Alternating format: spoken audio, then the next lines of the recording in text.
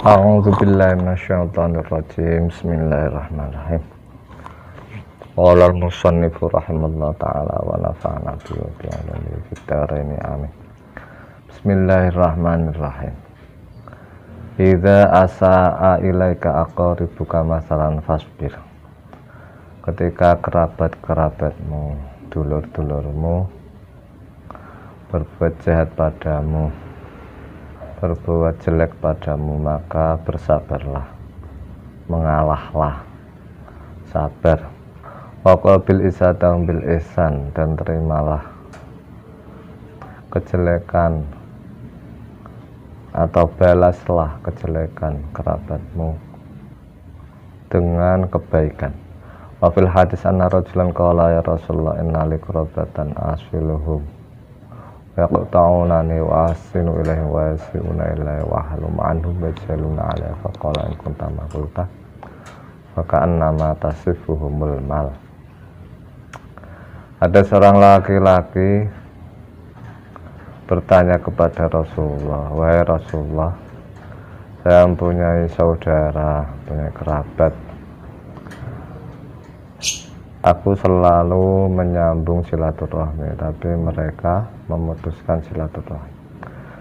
Aku selalu berbuat baik padanya, tapi mereka berbuat jahat padaku, dan aku sabar dengan hal itu. Kemudian Kanjeng Nabi menjawab atau bersabda, ketika memang yang kamu katakan itu benar, maka kamu seperti halnya memberi makan mereka bara api yang panas. Wala yazalu ma'akam nadhahirun alaihi, dan pertolongan dari Allah Subhanahu wa ta'ala akan selalu bersamamu ketika kamu bersikap seperti itu terus, yaitu berbuat baik. Wa makna tusifuhumul mal tut'imuhumur rawat al-har. Arti tusifuhumul mal yaitu memberi makan bara api yang membara. Wa wa tashbihun lima abu yang membara. Wa wa tashbihun lima al ifna'adzim. Itu diserupakan dengan dosa yang besar yang diperbuat oleh saudara-saudaramu, sudah dibaiki tapi balasannya adalah menjeleki, sudah disambung silaturahim tapi dia memutus. Bisa babi aziatika, sebab menyakitimu, misalnya dia ta'alamu idza kalau rahmat al-har.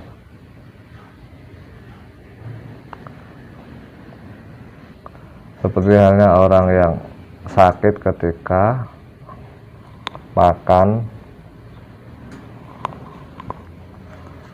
bara api yang membara. Wa ma'na dhahirun mu'inun, arti dhahir yaitu mu'in, itu pertolongan.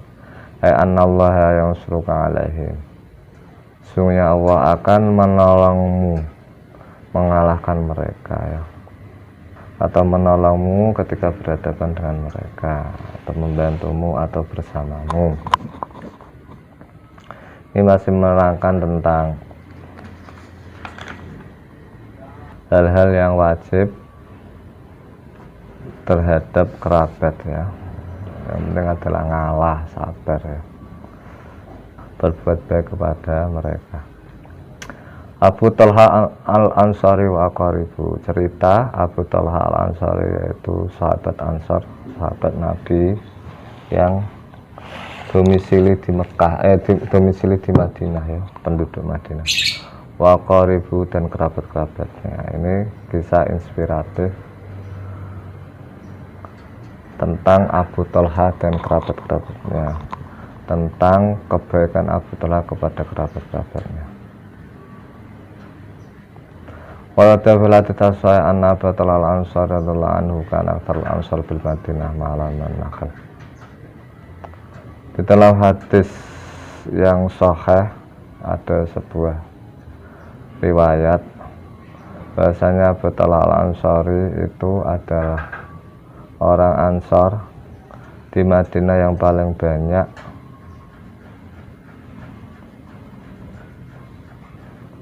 pohon kormanya, yang paling banyak hartanya berupa pohon kormanya. wa kana habba amwali ilaihi biruha. Dan pohon korma tersebut atau kebun ya, kebun korma tersebut itu adalah harta yang paling disenangi oleh Abu Talha, yaitu bertempat di Ruha, yaitu kebun korma. Wakanat mustaqbilatal masjid, dan kebun tersebut menghadap masjid. Wakana Rasulullah sallallahu alaihi wasallam yadkhuluha, dan pernah Rasulullah sallallahu alaihi wasallam itu masuk di kebun tersebut, dolan di kebun tersebut. Asyrabu ma'in fiha thayyibun, kemudian kanjeng Nabi minum air yang ada di kebun tersebut, di sumur tersebut, dan airnya itu segar, airnya baik.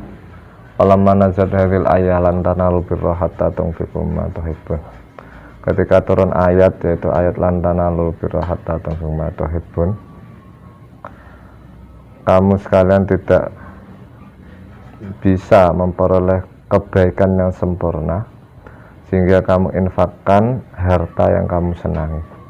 Abu Talha ila Rasulullah SAW, kemudian Abu Talha sowan ke Rasulullah SAW. Faqala ya Rasulullah, kemudian Abu Talha berkata, wahai Rasulullah, Innallaha ta'ala anzala alaika lan tanal birra hatta tunfiqu ma tuhibbun, sesungguhnya Allah telah menurunkan ayat kepadamu berupa lan tanalul birra hatta tunfiqu ma tuhibbun, yaitu artinya kamu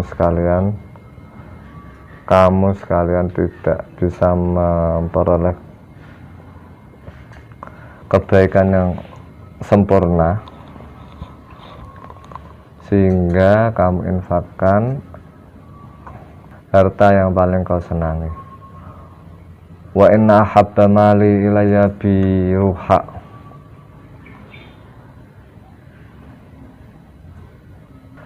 sesungguhnya harta yang paling aku senangi yaitu biruha, yaitu kebun kurma. Wa inna sadaqatan lillahi ta'ala, dan kebun tersebut itu akan aku sedekahkan karena Allah Subhanahu wa taala.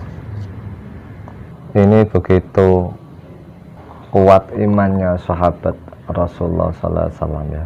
Begitu hebat amaliyahnya sahabat Rasulullah sallallahu alaihi wasallam. Sehingga ketika mendengarkan ayat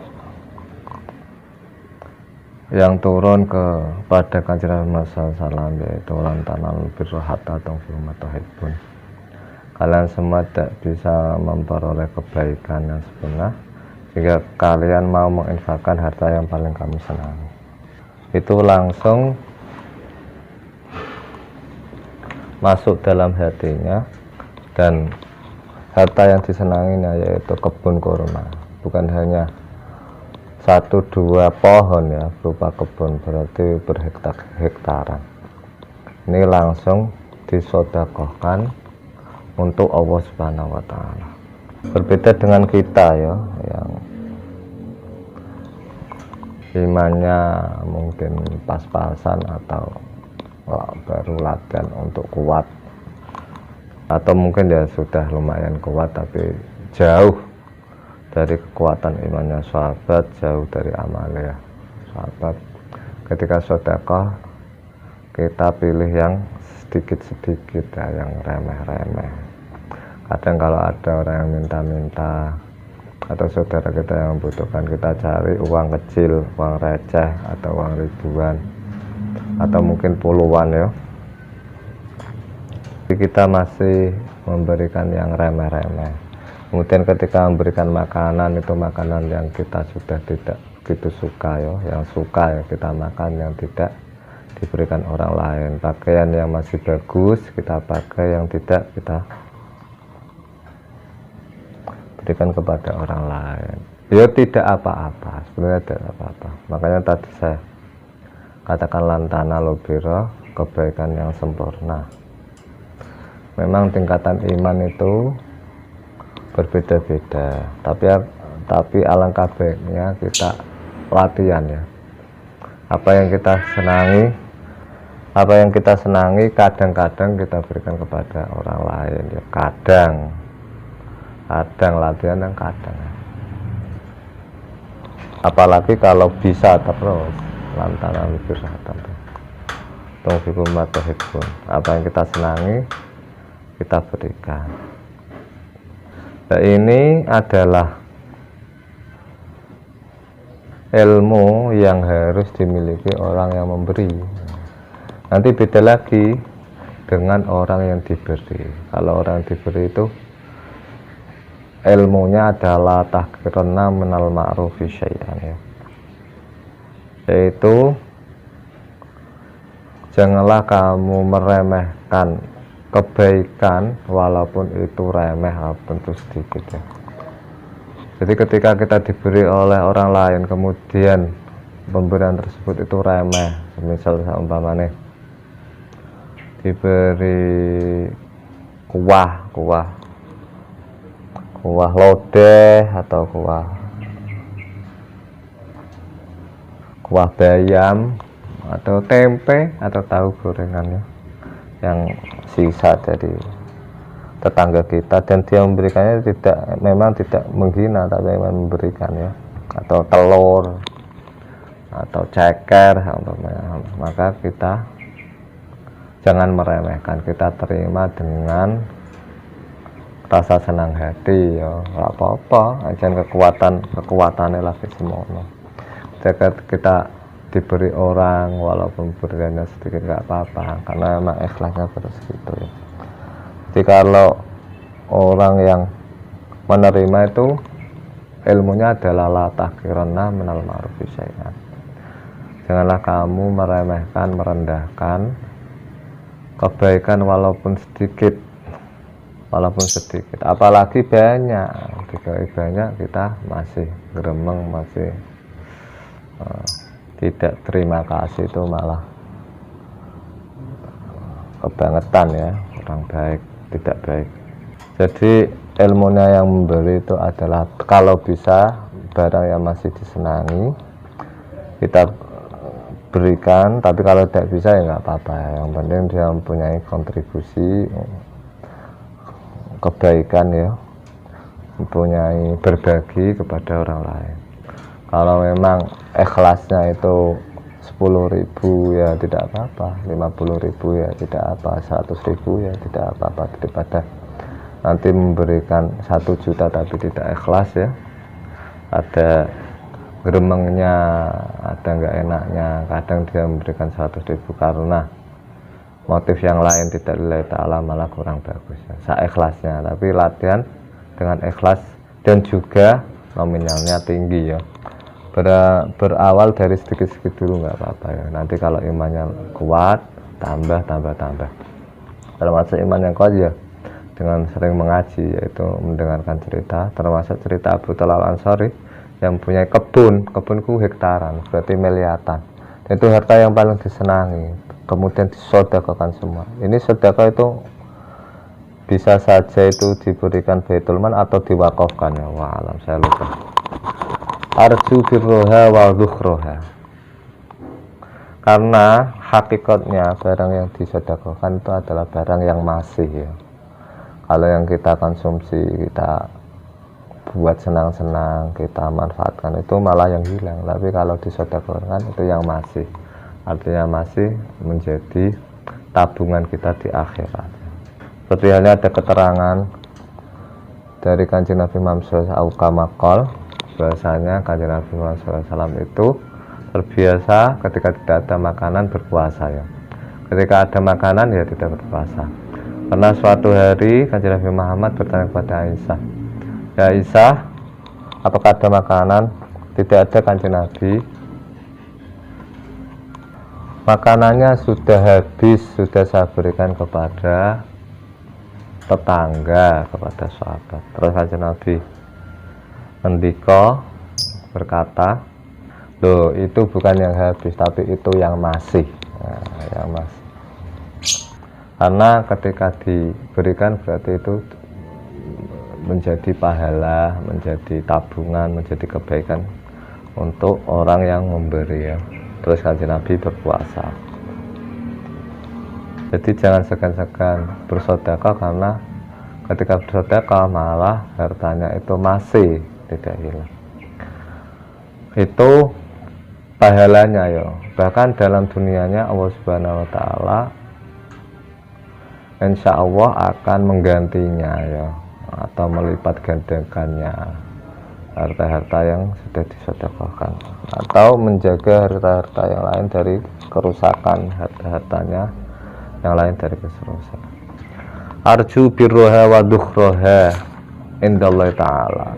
Aku berharap kebaikan kebun tersebut dan celengan kebun tersebut di hadapan Allah Subhanahu wa taala. Fadha ya Rasulullah haitsu arakallah.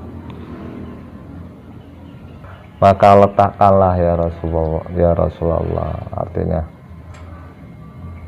ini aku berikan kepadamu ya Rasul, artinya diwakafkan atau diberikan Baitul Mal wal Alam, sehingga Allah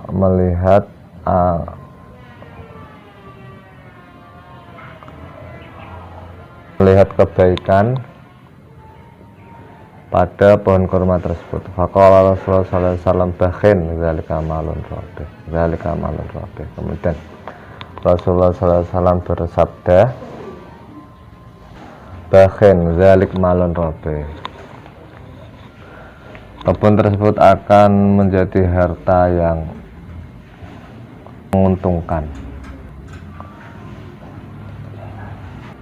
Kebun tersebut akan menjadi harta yang menguntungkan. Ini Kanjeng Nabi itu mengulangi 2 kali atau sampai 3 kali. Iki engko sing ijik, iki engko sing untung, iki engko sing barokah awakmu. Bisa mbok panen bisa ning akhirat. Faqad sami'tu maqulta.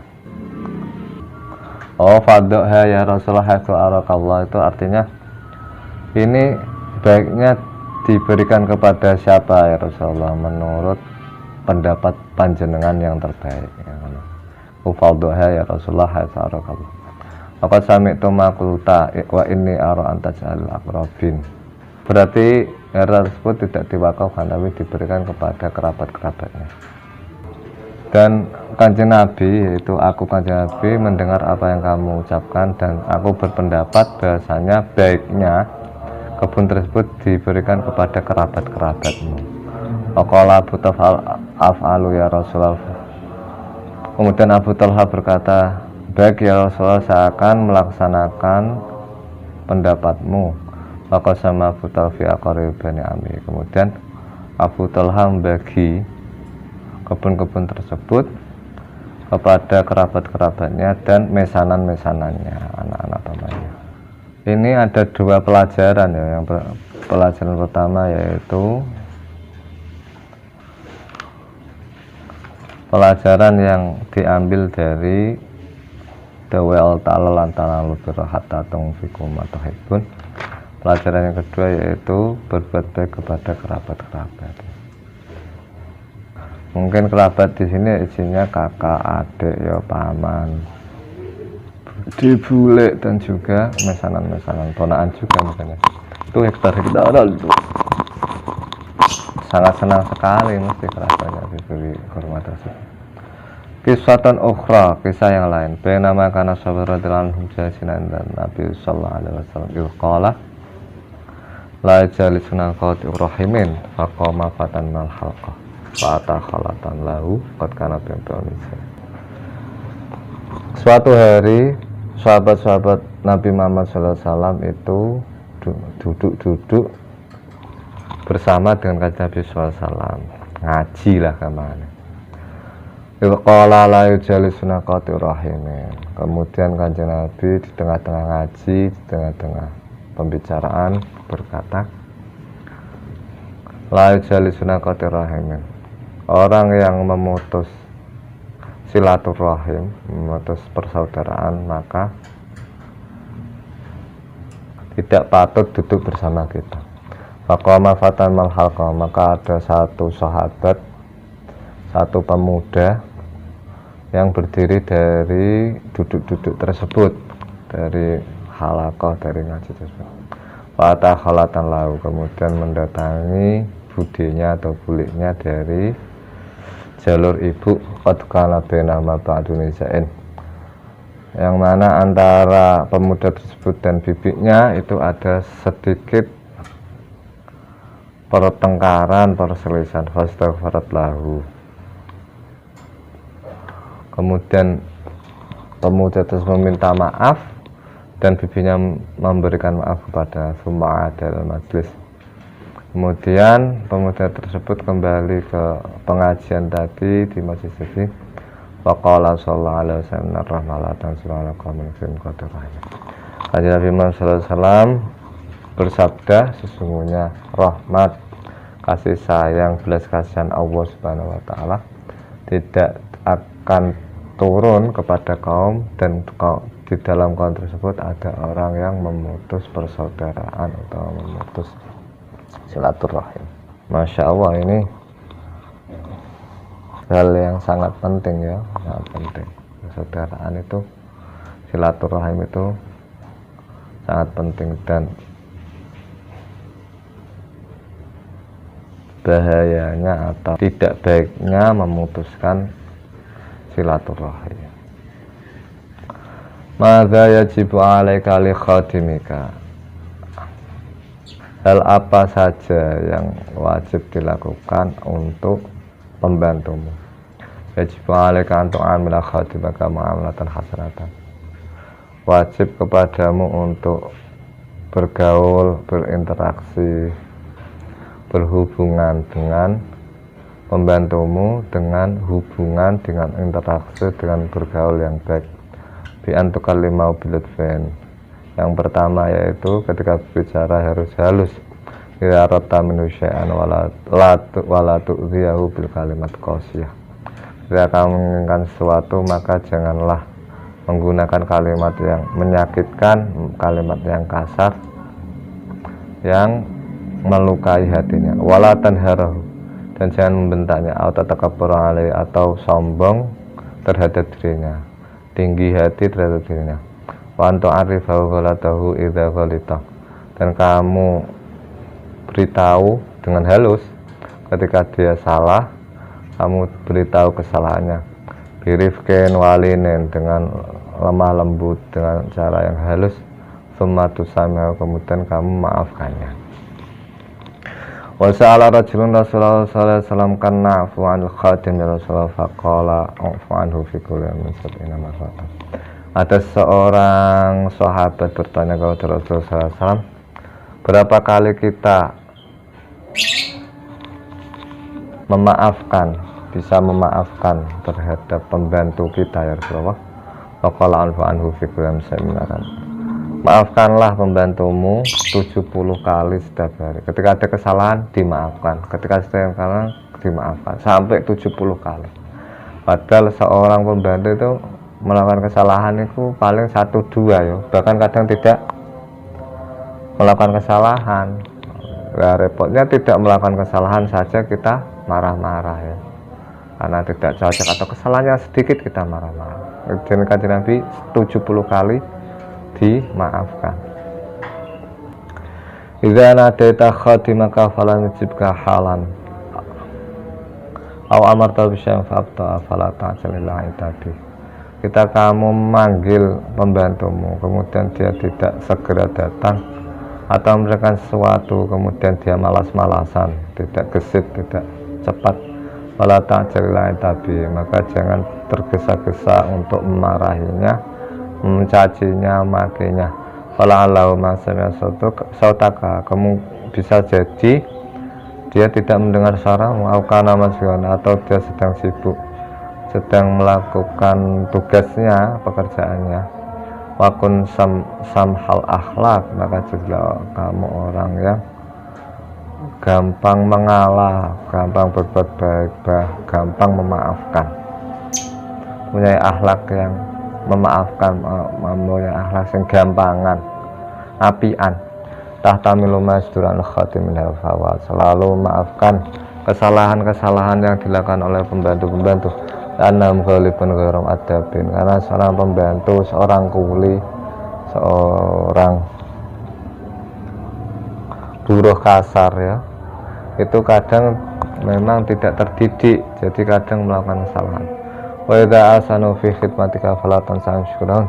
Ketika pembantu-pembantumu dalam bekerja itu baik, maka jangan lupa berterima kasih pada mereka. Ala ihsanihim, atas kebaikan mereka, wa tukafi'ahum ala dzalik, dan kamu harus membalas kebaikan mereka, yaitu membayar gaji dengan penuh, kadang diberi bonus, kemudian kadang memberikan tambahan istirahat dan seterusnya ya. Bersikap yang baik ya. Qala Allah Ta'ala hal jazal ihsan ilal ihsan. Bukanlah kebaikan itu harus dibalas dengan kebaikan, ya benar. Memang kebaikan harus dibalas dengan kebaikan. La tutlil khatim ala syai'in asabika kay la tasyawafa nafsuhu ila sarifah. Janganlah kamu perlihatkan pembantu hal-hal yang rahasia dari ayahmu, kay la tasyawafa nafsuhu ila sarifah, agar dia tidak kepengen untuk mencurinya. Wala ta'tamid alaihi fi kulli halin, dan janganlah kamu 100% percaya kepada mereka. Wakul minhu ala hadarin, tetap ada waspada. Wala tajsis mahu lil mizah, dan janganlah duduk-duduk kemudian bercanda berlebihan ya. Tapi kalau sumeh, kemudian kalau apa jenis gaul, kemudian serawung ya nggak masalah ya, nggak masalah. Terus kemudian yang dimaksud dengan khadim di sini itu apa ya? Khadim di sini, karena pembantu itu juga manusia, seterata sosial saja yang beda, tapi kemuliaannya di depan Tuhan itu tidak tahu, mungkin lebih utama pembantu daripada kita. Ketika memang pembantu kita lebih takwa daripada kita, sebab in akramakum indallahi atqakum, sesungguhnya paling mulia-mulianya dari kalian semua yaitu yang paling takwa. Kalau dia lebih takwa dari kamu, mesti paling mulia indallah, di hadapan Allah Subhanahu wa Ta'ala ya. Anggap seperti teman kita lah. Bedanya kan cuma apa, strata sosial saja, tingkatan sosial saja, tapi sebenarnya sama. Wal kalam al-farig, dan omongan kosong, hala ta'khudha min nabi, sehingga kita tidak mempunyai watak seperti pembantu tersebut. Kita lihat pembantunya lah, kalau pembantunya baik ya baik, kalau pembantunya buruk atau buruk kasar ya jagongan ya sidik-sidik ya. Tapi kalau baik, kalau yang baik apalagi berilmu, bisa saja dia memang kebutuhan ekonomi, ternyata dia orang yang berilmu tapi menjadi pembantu kan, tetap kita bisa istifadah, karena istifadah itu bisa terhadap semua orang. Wala yaskut qadruka indahu, dan janganlah kamu jatuhkan kedudukanmu bersamanya, maksudnya aja terus rendahan lah, wala yatajra alaika, supaya dia tidak menyakiti padamu, wa yusil adab ilaka, dan mempunyai adab yang jelek padamu. Iki bu zaman kapan ya maksudnya? Sampai sekarang rata-rata ya terdidik ya. Entah dulu maksudnya khadim di sini adalah budak wa alam ya, yang tidak terdidik wa alam. Wa iyyaka an tadlimal khadim bi anta kalif syughlan faqataki, dan hindarilah untuk menzalimi pembantu, menjadi pembantu. Untuk kalifawi syuklan fakoti, yaitu gambarannya satu, dengan memberikan pekerjaan yang berat di atas kekuatannya, atau memberikan menyuruh kerja dan tidak memberikan opahnya, automatilahufi, atau kamu mengendi-ngendi membayar ujrah autangkuso amastaiku, atau mengurangi dari janji kesepakatan. Jadi 1.000 dibayar mek 75 atau 50. Wafil hadis zulmul ajrahu makabair. Dalam hadis ada riwayat keterangan bahasanya menzalimi orang yang disewa yaitu dengan cara mengurangi gajinya, itu termasuk dosa besar. Au bi antadriba bi ghairi haqqin, atau dengan memukulnya padahal dia tidak salah, tidak berhak untuk dipukul. Wabil hati mantul basatan bermaktusa min yaumil qiyamah.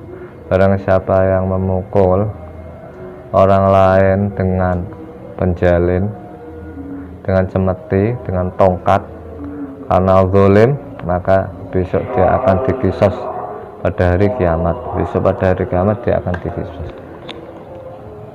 Dia tetap serawong, tetap baik, tetap ceria, tapi tetap ada sekat lah, seperti takbir tadi. Sekat antara mana yang tuannya, mana yang pembantunya. Tapi kalau serawong, memanusiakan pembantu, berterima kasih kepada pembantu, ya tidak masalah. Tapi tetap ada sekat mana yang tuan, mana yang pembantu, atau mana yang tuan, mana yang budak ya. Zaman dahulu masih ada budak. Kata tasamal khadim, cerita-cerita tentang berbuat baik atau memaafkan atau interaksi berhubungan yang baik dengan membantu. Karena Rasulullah SAW manahara khatiman qattu.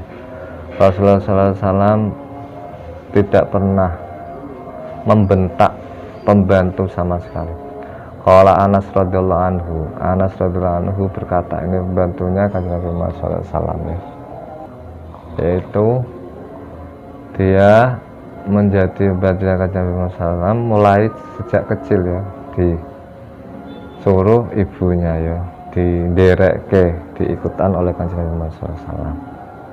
Dan Anas ini setelah selesai membantu Kanjeng Nabi Muhammad SAW, Anas ini didoakan oleh Kanjeng Nabi menjadi orang yang sangat kaya dan juga mempunyai kerabat yang banyak. Dengan barokah khidmah kepada Kanjeng Nabi dan barokahnya doanya Kanjeng Nabi, dia sangat kaya sekali dan juga panjang umur. Mempunyai 3 rumah di 3 negara, hartanya banyak sekali. Kemudian anak-anaknya, putu-putunya juga banyak sekali, dan dia hidup sampai ratusan tahun ya, sebab khidmah Kanjeng Nabi, sebab doanya Kanjeng Nabi. Khadamtu Nabi sallallahu alaihi wasallam asyrasinin, aku berkhidmah kepada Kanjeng Nabi selama 10 tahun. Fama qala li ufin qattu, Kanjeng Nabi tidak pernah berbicara padaku hus atau menyakiti ya, apalagi menyakiti saja, hus saja tidak. Wala qasain 105 tahu, dan tidak, Kanjeng Nabi tidak pernah berkata tentang pekerjaan yang telah aku kerjakan atau sedang aku kerjakan. Kanjeng Nabi berkata 5 tahu, kenapa kamu kerjakan hal ini? Wala li syai'in taraktuhu 5 taraktahu, wala li syai'in taraktuhu 5 taraktahu. Dan Kanjeng Nabi tidak pernah berkomentar ketika aku meninggalkan sesuatu, kenapa kamu tinggal. Wala lamani nisa'uhu illa qala ta'uhu innama kana hadza bi kitabin wa qadarin. Dan istri-istri Kanjeng Nabi juga tidak pernah memarahiku, tidak pernah membentakku, tidak pernah memarahiku, kecuali pernah berkata, tinggalkanlah pekerjaan ini, karena pekerjaan ini itu ada takarannya, ada kadarnya, ada porsinya ya, ada takarannya, harus tepat, ada takaran yang tepat. Kamu tidak bisa ya, aku yang bisa. Kemana ngono? Waruya annal Imam Ali karamallahu wajhahu laman lahu falam yujibhu. Pernah ada riwayat bahasanya Imam Ali pernah memanggil pembantunya dan pembantunya tidak menjawabnya. Fada'ahu sanian wa salam falam yujibhu. Kemudian Sayyidina Ali memanggilnya 2 kali, 3 kali dan Pembantunya juga tidak menjawabnya. Faqama li fara'uhu muttaji'an. Kemudian Sayyidina Ali menghampirinya, berdiri dan menghampirinya, kemudian melihat pembantunya itu baru tidur miring. Faqala matas mau ya gulam, faqala bala. Kemudian Sayyidina Ali bertanya, apa kamu tidak mendengar panggilanku, hei gulam, hei pemuda, hei pembantuku? Faqala bala. Iya Sayyidina Ali, saya mendengar. Qala falam tujibni hina ta'utuka. Terus kenapa kamu tidak menjawabi panggilanku ketika aku mengundangmu? Qala li'anni amintu angku bataka saltu. Kemudian pemuda tersebut menjawab bahwasanya karena saya tahu bahwa panjenengan Sayyidina Ali ku tidak akan menghukumku ketika aku tidak mendatangi panggilanmu. Wataka saltu mungkin ya. Maka aku untuk saat ini mau malas-malasan dulu. Faqala imdi fa anta hurrun liwajhillah ta'ala. Kemudian Sayyidina Ali berkata kepada pemuda itu, pembantunya, bahkan budaknya ya namanya, pergilah kamu merdeka karena Allah Ta'ala. Saya memerdekakanmu karena Allah Ta'ala. Malah dimerdekakan, saking baiknya Sayyidina Ali. Farwiya an Qais bin Asim annahu bainama wajalisun dzata yamin fi dari irjadus syariatan. Diriwayatkan dari Qais bin Asim, sungguhnya suatu waktu dia duduk, suatu hari dia duduk di rumahnya, depan rumahnya, tadi dalam rumah. Irja'at hujaratun bisawuftin alaihi shiwa'un. Irja'at hujaratun bisawuftin alaihi shiwa'un. Kemudian budak perempuannya, pembantu perempuannya datang dengan membawa panggangan, alat panggang yang di atasnya ada barbeque, ada daging. Fasaqata menjadi faqa alatnin lahu famata. Kemudian alat panggang tersebut bisa saja alat panggat, bisa saja tusuk panggang, kemudian jatuh, lepas dari tangannya, kemudian mengenai putranya Qais bin Asim, dan putranya meninggal. Fadahisyat al-jariyah. Kemudian kaget pembantu itu. Faqala qaslaru alaiki fa'afa anha wa taqaha lillahi ta'ala. Kemudian Qais berkata, jangan takut, itu bukan kesalahanmu ya, kamu tidak sengaja. Kemudian Qais mengampuni jariah tersebut. Wah, ini sangat mulia hatinya Qais ya. Anaknya terbunuh, katanya mati dengan apa jenenge panggangan tadi ya. Bahkan ketika tidak salah, orang umum atau manusiawi pasti marah ya, tapi ini tidak, dia maafkannya, bahkan memerdekakannya wa taqaha lillahi, dan memerdekakannya karena Allah Ta'ala. Ini adalah contoh-contoh akhlak daripada sahabat-sahabat Kanjeng Nabi Muhammad SAW dan akhlak Kanjeng Nabi Muhammad SAW terhadap pembantu. Wallahu a'lam bishawab. Assalamualaikum warahmatullahi wabarakatuh.